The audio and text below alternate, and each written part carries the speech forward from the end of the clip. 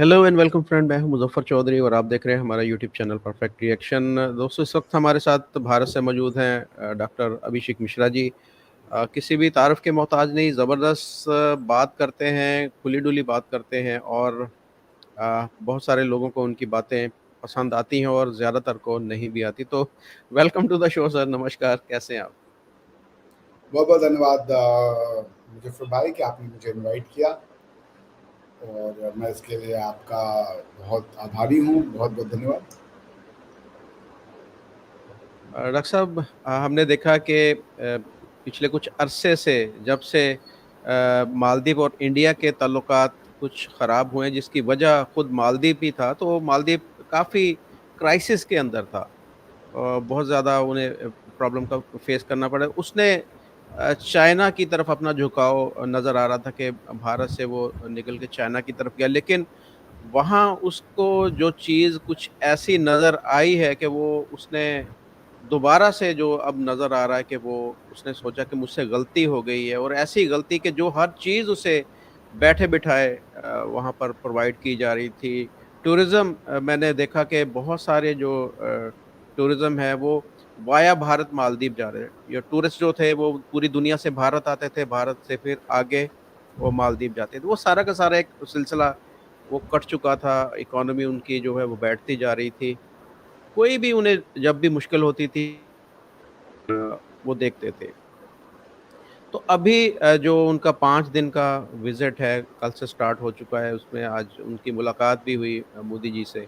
तो आप क्या देखते हैं कि क्या वजूहात हैं कि जो जिनकी वजह से दोबारा से उसे एहसास हुआ, जो प्रेज़िडेंट हैं उनको, कि मुझसे गलती हो गई है और इस गलती का अज़ाला जो है वो यही है कि मैं वहाँ पर जाऊँ और दोबारा से रिक्वेस्ट करूँ कि मेरे जो है वो जैसे ताल्लुकात पहले थे वैसे ही हो जाएँ।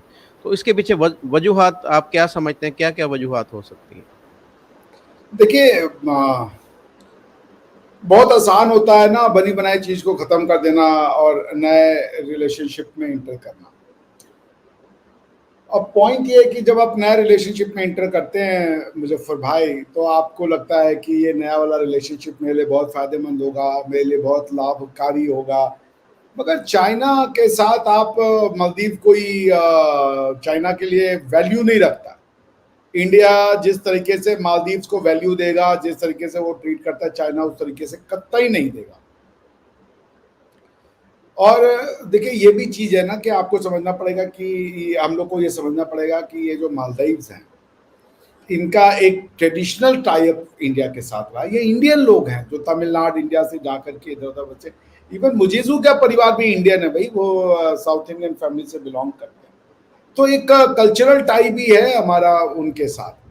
अब वो बात उनको भी समझ में आ रही होगी over the period of time कि if you will put all your basket इधर in in in in China और तुर्की, तो आपको बहुत नुकसान देगा। उनको ये बात समझ में आ गई। हालांकि जब वो प्रधानमंत्री बने या राष्ट्रपति बने, तो पहली जो ट्रेडिशन उन्होंने तोड़ दिया। नॉर्मली पहले इंडिया आने का ट्रेडिशन था हर मालदीव के प्रेसिडेंट का, वो उन्होंने तोड़ा और वो पहले चाइना गए, फिर तुर्की गए और ये सब गए।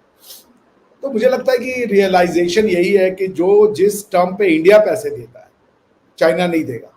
चाइना खरीद लेगा आपको, चाइना लोन देगा, और उसके बाद चाइना की ये जो टेक ओवर की पॉलिसी है, धीरे धीरे सब कुछ चाइना में बना लो। उनको समझ में आ गया जो इंडिया में इस्लाम का स्टेटस है, वो इस्लाम का स्टेटस चाइना में नहीं है। इंडिया में आपका वक्फ एक्ट है, जो कि पर्सनल लॉ बोर्ड और वक्फ अथॉरिटीज को ये पावर देता है कि वो किसी भी इंडियन लैंड को वक्फ की प्रॉपर्टी डिक्लेयर कर दे। द सिमिलर थिंग आपको चाइना में नहीं दिखेगा किसी मुसलमान के पास वक्फ एक्ट जैसा लॉ। वो तो उनको अपने ठुड्डे पे रखते, वो तो कह रहे हैं ये तो मेंटल डिजीज है। वो दाढ़ी कटवा रहे हैं, डांस करवा रहे हैं, और उसके बाद अरबी लैंग्वेज लिख देते हैं फर्शों पे और कहते हैं इस पे बैठ के खाना खाओ। अभी कुछ दिन पहले उन्होंने मुल्लाओं को मस्जिद से बाहर निकाल के डांस करवा दिया था। तो अगर वो इस तरीके का रिलेशनशिप चाहते हैं, well and good, go to China. फिर आपको ये सब भी करना पड़ेगा जो आप आंखें इंडिया में दिखा देते हो मुस्लिम बन के, जरा चाइना में मुस्लिम बन के वो आंखें दिखा के दिखाओ आप। वो तो आंखें निकाल लेंगे आपकी स्ट्रेट फॉरवर्ड। तो रियलाइजेशन होने में ये बहुत आसान है इंडिया को गाली देना, मगर इंडिया बाप की तरह ध्यान रखता है बच्चों का। इंडिया कभी ऐसी काम नहीं करता कि उन बच्चों के अपने एग्जिस्टेंस पे जो है वो प्रश्न चिन्ह लग गया, लेकिन बार बार अगर ये जो लोग हैं जो इंडिया के प्यार को अपनी इंडिया की कमजोरी समझ लेते हैं तो फिर वो ठीक नहीं है। भारतवर्ष को भी अपनी बातें समझानी पड़ेंगी और मोदी जी ने अपनी बातें समझा दी और मौजू को जो रियलाइजेशन हुआ वो हुआ, दे ही केम बैक रनिंग। टर्की ने भी अपना जो इस बार कश्मीर पे देखिए सॉफ्ट किया है अपना स्टैंड 300, जो मैंने तो सुना कि मैंने पढ़ा कि इस बार पे आप मुझे करेक्ट कर सकते हैं, मेरी इंफॉर्मेशन सही है कि नहीं है, कि आर्टिकल 370 में का मेंशन, अरे कश्मीर का मेंशन इस बार टर्की के प्राइम प्रेसिडेंट ने नहीं किया, एर्दोगान ने अपने अपने जो यूनाइटेड नेशन जनरल असेंबली का जो उनका संबोधन था। तो ये सब चीजें सिग्नल दे रहा है उनको कि आप कहाँ जाना है, फ्यूचर किधर है वो पता चल जाएगा। और देखिए दुनिया में विश्व बंधुत्व की बात सिर्फ हम करते हैं, बाकी सब विश्व में बंधुत्व की बात नहीं करते हैं, वो वर्चस्व की बात करते हैं, वो डोमिनेंस की बात करते हैं, सब्जुगेशन की बात करते हैं कि हमसे नीचे रहते। इंडिया एकमात्र फिलॉसफी जो कहता है हमसे नीचे रहने की जरूरत नहीं, हम सब साथ में चल सकते हैं, बराबरी के साथ चल सकते हैं। यही है जो रियलाइजेशन हुआ। अच्छा, मैंने गौर किया जब कि इस खिते के बाकी जो ममालिक हैं जैसे नेपाल है, भूटान है, श्रीलंका है, इसमें बांग्लादेश भी आ गया, अब मालदीव भी है, तो जो दो मुस्लिम कंट्रीज हैं यानी मालदीव और बांग्लादेश, ये थोड़ा सा डंडी मारते हैं। बाकी जो श्रीलंका हो गया, भूटान हो गया, नेपाल हो गया, उनके साथ रिलेशन वैसे ही हैं जैसे होते हैं, अप एंड डाउन नहीं होते। वो देखें कि नेपाल के साथ कितनी कुर्बत है, श्रीलंका के साथ भी है, भूटान के साथ भी है। तो हालांकि इनके साथ भी अच्छा सलूक ही किया गया भारत की तरफ से। बांग्लादेश को भी हमने देखा है, उसकी इकोनॉमी को भी बूस्ट अप करने के लिए बहुत ज़्यादा भारत ने सपोर्ट किया, लेकिन उसका रिजल्ट क्या आया? हसीना वाजद और हिंदुओं के साथ जो वहाँ पर जो सलूक किया गया। अब ये मालदीव ने भी ऐसे ही किया। मालदीव को भी कोई भी चीज़ चाहिए होती थी तो भारत को ऐसे कहता था कि जैसे कि उसका अपना ही ये सारा सिलसिला होता है। तो भारत की तरफ से भी वही पॉजिटिव रिस्पॉन्स ही जाता था कि हमने देखा कि एयर एम्बुलेंस चाहिए, कभी पानी चाहिए, कभी कुछ चाहिए, तो वो ऐसे ही कहता था कि जैसे कि वो ये जिम्मेदारी भारत की है। लेकिन जब नजरें फेरने की बारी आई तो 1 मिनट में उसने नजरें फेर दी। ऐसी ही नजरें जो है बांग्लादेश ने भी फेर दी। तो इसकी रीजन आप क्या समझते हैं कि क्यों ऐसे होता है कि जो मुस्लिम कंट्री हैं वो ही अपना रवैया क्यों बदल देते हैं, बाकी जो दूसरे जैसे श्रीलंका है, नेपाल है, भूटान है, ये उनके ताल्लुकात वैसे के वैसे रहते हैं? बहुत बढ़िया प्रश्न आपने पूछा मुजफ्फर भाई। मैं आपको कुछ सुनवाना चाहूँगा और मुझे जी। लगता है कि आपके दर्शकों को भी वो सुनना चाहिए। अब सुनिएगा। 52 years after joining the United Nations, Bhutan graduated from the LDC category. To achieve this achievement did not come easily. It was a journey marked by hard work, perseverance, and sacrifice. We had the support of many friends who accompanied us on this important journey. I take this opportunity to extend our deep gratitude to the United Nations and its specialized agencies. Most importantly, I would like to reserve our deepest thanks to India, our closest friend and neighbor. They have been with us from the very beginning of our development journey and have remained steadfast in their support and friendship. तो ऐसा मजा तो क्या आया ना, देखिए हाँ? मजा तो आया ना, उन्होंने तस्लीम तो किया ना कि आज हम जिस मुकाम पर भी पहुंचे हैं उसके पीछे जो है वो भारत की सपोर्ट है। देखिए बाकी ममालिक भी तो ऐसे ही है ना, जैसे भूटान के साथ सपोर्ट किया भारत ने, नेपाल के साथ भी किया, श्रीलंका के साथ किया, बांग्लादेश के साथ किया, मालदीव के साथ किया। लेकिन बांग्लादेश और मालदीव ये दोनों जो इस बात को तस्लीम नहीं करते। देखिए बांग्लादेश, आप समझ रहे हैं, वी नो द आंसर। अगर आइडियोलॉजीज ऐसी हैं जो मैं आपके मुंह से सुनना चाहता हूँ, मैं आपके मुंह से, मैं तो समझ रहा हूँ सारी चीज को, लेकिन तो मैं आपके मुंह से। भैया देखिए, जिनके साथ हमारे संबंध खराब हैं उनके संबंध हमारे साथ खराब है, हमारी वजह से उनके संबंध नहीं खराब है। हमने चाइना के ऊपर तो कभी अटैक नहीं किया ना, देखिए कुछ चीजें समझनी पड़ेंगी। मैं जब अभी रशिया गया था ना, तो मैं वहां पे अपने प्रोफेसर साहब से बातचीत कर रहा था, और प्रोफेसर साहब से बातचीत होते होते ये बातचीत शुरू हुई कि ये जो इंडिया में वो है, क्या नाम है, इंडिया का जो रिएक्शन है इसके नेबर्स के साथ, अमेरिका के साथ, तो नेटो रशिया नेटो को कैसे देखता है। तो उन्होंने कहा अभिषेक एक बात बताओ, आज से 100 और 150 साल पहले ये वेस्ट हमेशा बार बार आके रशिया पे अटैक करता है, रशिया ने कब वेस्ट पे अटैक किया। उन्होंने नेपोलियन का एग्जाम्पल दिया। और अगर हम अभी आपके साथ ये सर्च पे लगाएं कि नेपोलियन किल रशियन, कितने,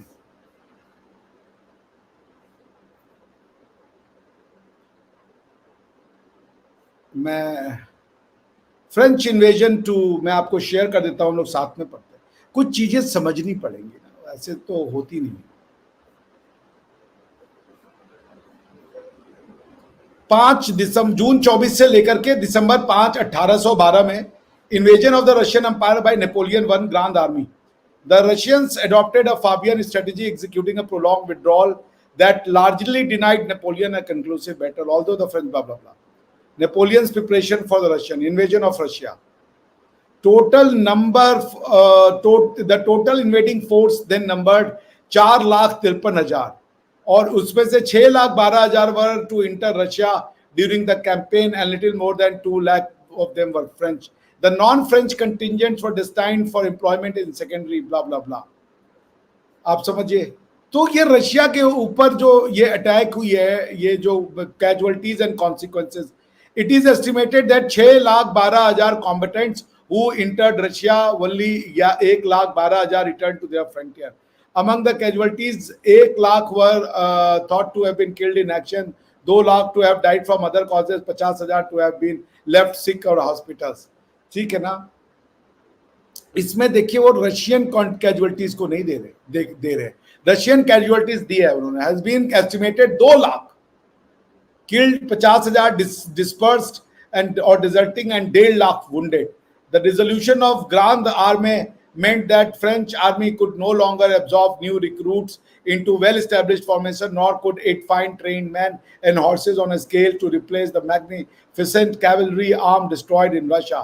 Tsar Alexander once said that burning of Moscow had illuminated his soul. अब यूरोप ने अटैक किया है, ये आपके कॉन्शियंस में रहता है। फिर उसके बाद जर्मनी ने अटैक कर दिया 1939 में, रशिया के साथ ट्रीटी साइन की पहले जर्मन्स ने, और फिर रशिया पे अटैक कर दिया। अब आप फिर आप लेके नेटो चले आ रहे हो। अगर हमारे जो जिस तरीके से हम इस्लाम को अपने यहाँ देखते हैं, नॉर्मल आदमी, जब हम मसीरे आलमगीर पढ़ते हैं, दूसरी चीजें पढ़ते हैं, तो हमें एक वो हमारी हिस्ट्री का पार्ट है जो हमें, ये ठीक है कि हम लड़े, हम मरे, पर हम क्यों लड़े मरे? घर में बैठे बैठे हमको मरना पड़ गया। हम तो नहीं गए भाई किसी के यहाँ पे कि जाओ हम तुमको चेंज करने आए हैं। और अगर तो पॉइंट ये कि हमारे घर में आके हमको इसलिए मारो कर तुम्हारे जीवन शैली गलत है। यही रशियन के साथ हुआ, रशियंस के घर में घुस गए तुम किस बात के लिए भाई? मॉस्को को जला दिया, सिटीज को जला दिया, 1.5-2 लाख लोगों को मार दिया। Do you know the casualties of Russian in world war? आप जानते हैं कितने रशियंस मरे हैं? मेरे ख्याल से सबसे ज्यादा रशियन मरे हैं।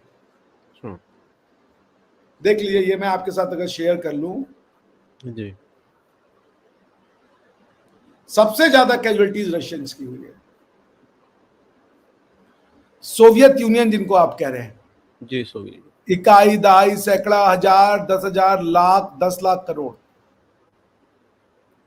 Total civilian and military death, इकाई, दहाई, सैकड़ा, हजार, 10,000, लाख, 10 लाख करोड़, 2 करोड़ 40 लाख, 2 करोड़ 40 लाख लोग आपने मार दिए। और ये कोई मैं फेक वो भी नहीं, आपको रिसर्चर, ये म्यूजियम, नेशनल म्यूजियम है अमेरिका का, उसकी वेबसाइट पे है।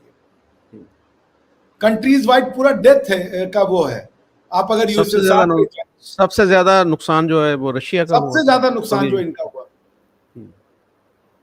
किस बात के लिए हुआ? ये आपने 2.5 करोड़ लोग मार दिए यार। ये क्या किसी पर्पस के लिए मरे? वर्ल्ड वॉर क्या रशियन ने शुरू किया था? तो आप इस साइक को हमारा भी समझिए।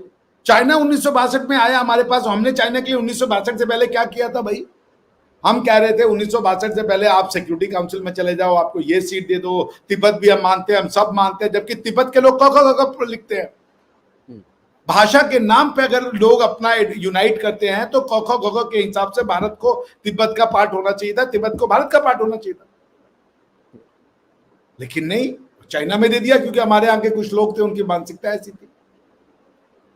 पॉइंट ये है कि आप, हमने किसका बुरा किया है कि हमारी दुश्मनी चल रही है? हमने चाइना पे कभी अटैक किए? मैं आपको अल बरूनी की किताब बता दूंगा जहां पे वो लिखता है कि कश्मीर इंडिया का पार्ट है, हिंदू कश्मीर लिखता है वो।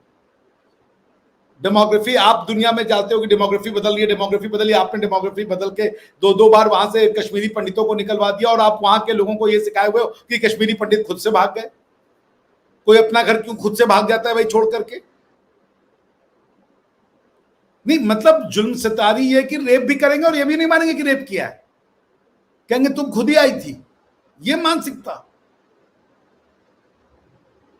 हम तो नहीं कहते किसी से कि भाई तुम अपना इबादत का तरीका या अपना खाने पीने का तरीका बदलो, और क्या बदलो?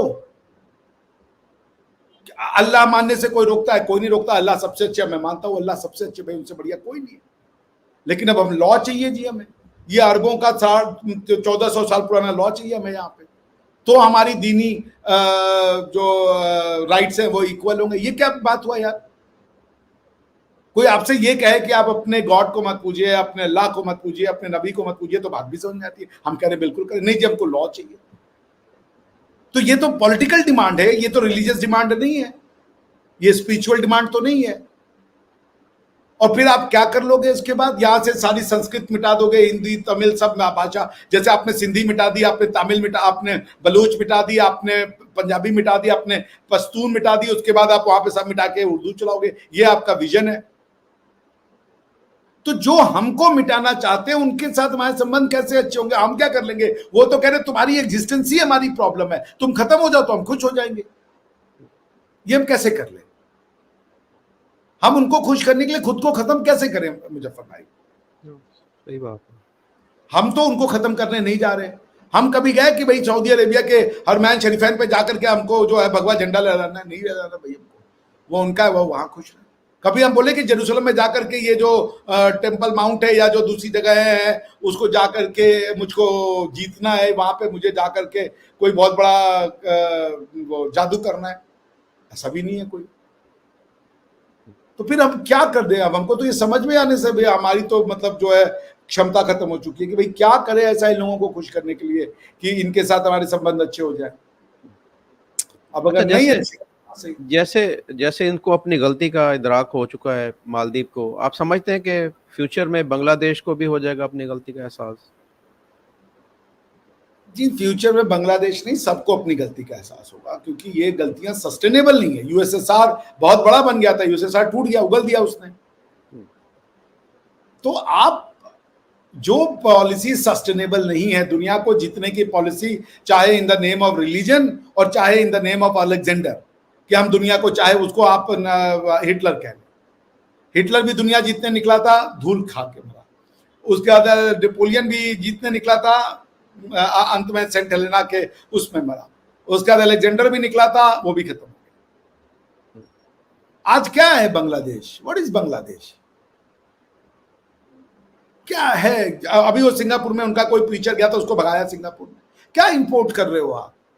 दूसरों के घरों में जाके उनके घरों की बुराइयां करना। इनका खराब है, बुद्ध खराब है, जैन खराब है, क्रिश्चियन ईसाई खराब है, ये जा करके आप भेजना चाहते हो। आज तो जाकिर नायक ने भी कहा, आपने सुना होगा कि उनसे कोई उनका वेट एक्सेस में हो गया था और कुछ चार्ज कर लिया पाकिस्तान एयर इंटरनेशनल एयरलाइन से, तो वो नाराज है कि हमसे चार्ज कैसे कर लिया तुमने। सुना है कि नहीं आपने? नहीं, मैंने नहीं देखी खबर। हाँ, मैं सुनाता हूँ आपको। मैं सुना देता हूँ, लीजिए। एक ये तो एक आप, और खबर में भी काफी नाराज हुए एक लड़के ने, जो उसने हाँ सवाल वो मैंने किया नहीं था। देखा है, मगर मैं आपको सेंड करूंगा वीडियो, मेरे जो है पास वो। है। हम्म।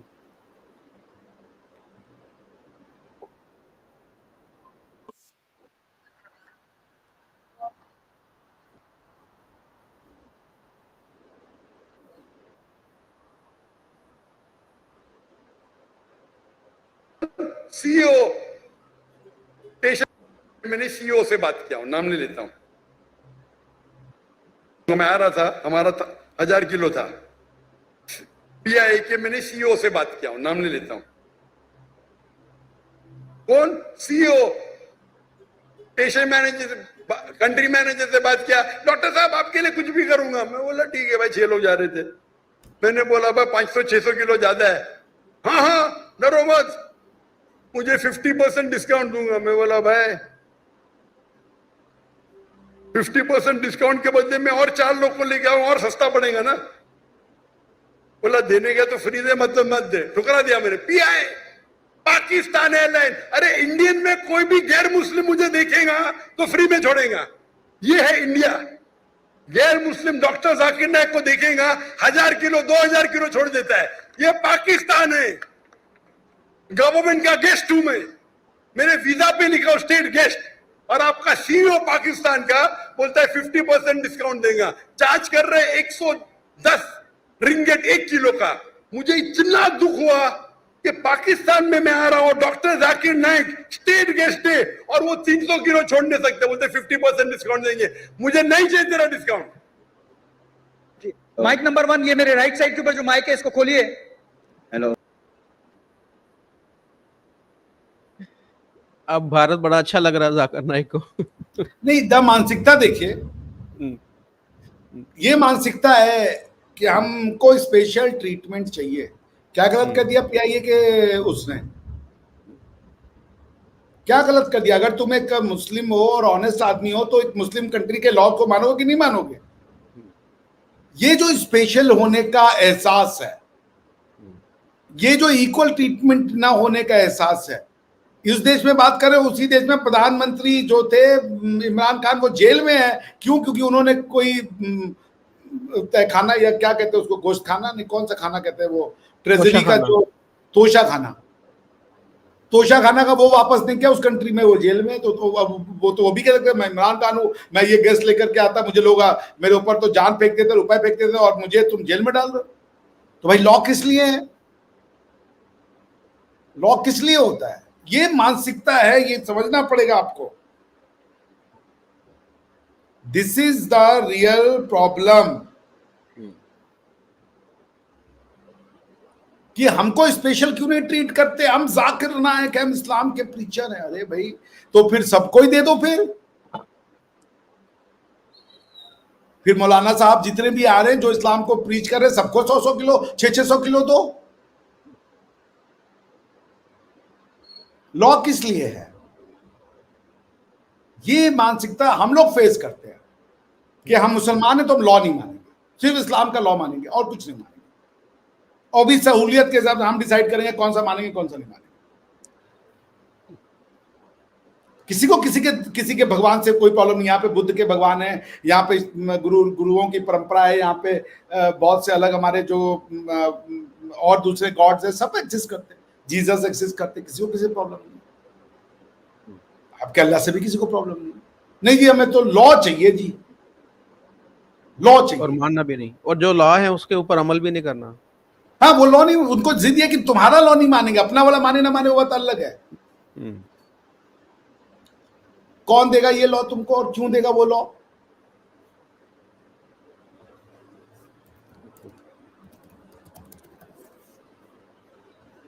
सो पॉइंट ये है मुजफ्फर भाई, ये जो feeling of special, being special, कि हमारे साथ सुपीरियर है, हम सबसे सुपीरियर है, बस कि हम, अच्छा हम बता भी रहे हैं कि भाई इखलाक ये इखलाक वो, और उसके बाद हमको सुपीरियर ट्रीट। अरे भाई, पाकिस्तान एयरलाइंस का रूल है वो, और वो तो इस्लामिक कंट्री है, तुम्हें तो और ज्यादा ओबे करना चाहिए था। तुम इस्लामिक कंट्री में, तुम सऊदी अरेबिया में जाके ये बोलोगे कि हम चूंकि आए हैं जरा हमको जो है स्पेशल ट्रीटमेंट दे दीजिए। उन्होंने पिछवाड़ा सुझा देना है, ये उनकी नाराजगी है।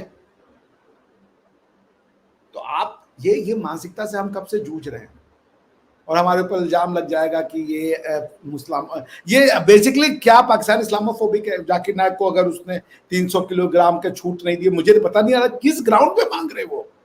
कोई लॉ के अंदर ग्राउंड होगा, आप बीमार हो, सिख हो, आप ये हो, आप सोल्जर हो, आप पाकिस्तान के भाई कोई स्टेट, वो क्या नाम है, स्टेट के हेड हो, कुछ हो। नहीं जी हमको पाकिस्तान का, मैं स्टेट गेस्ट हूँ और मेरे वीजा पे लिखा है स्टेट गेस्ट, तो दीजिए। तो ऐसा तो उन्होंने नहीं लिखा कि आप जितना चाहे उतना किलो ले आओ। कल को आप बोलोगे हमको चार्टर्ड अकाउंट, चार्टर्ड फ्लाइट चाहिए, फिर बोलोगे आप 16 भेजो हमको लाने के लिए। सही कहा आपने। तो सोच बदलने की जरूरत है सबको।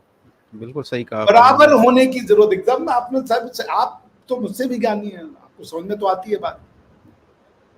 अभी आप बैठे मेरे साथ, बात तो आप भी समझ रहे, हम भी समझ रहे, क्या कह सकते हैं। कुछ तुम कहो कुछ हम कहें और फिर दोनों मिलकर चुप रहें, समझ रहे हैं आप। बिल्कुल। चले, बहुत शुक्रिया डॉक्टर साहब आपका, आपने बड़े अच्छे तरीके से सारी चीज़ों को एक्सप्लेन किया। उम्मीद करते हैं कि हमारे जो देखने वाले हैं वो भी इन चीज़ों से असर लेंगे, और जो अब अपने अंदर कुछ खामियां होती हैं हमें वो उनको ढूंढना चाहिए और उनको बेहतर बनाना चाहिए। तो thank you very much doctor साहब, आपका बहुत शुक्रिया। Thank you. Thank you sir.